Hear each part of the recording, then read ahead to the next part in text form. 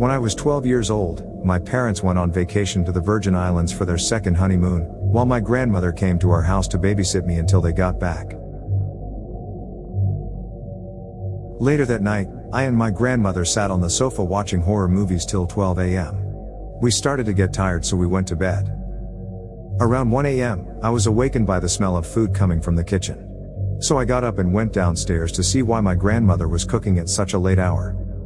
She had always been known for sleepwalking, so I figured that was what she was doing. But when I got to the kitchen, it was not my grandmother at all, it was my mom. I asked her what she was doing back so early, and asked her where was my father, but she said nothing. She just kept cooking. "Mom, did you hear me?" I asked, but once again she just stood there cooking in a daze. I then walked over to her and tapped her on the shoulder. Then she finally turned around and smiled at me. But something was off about her.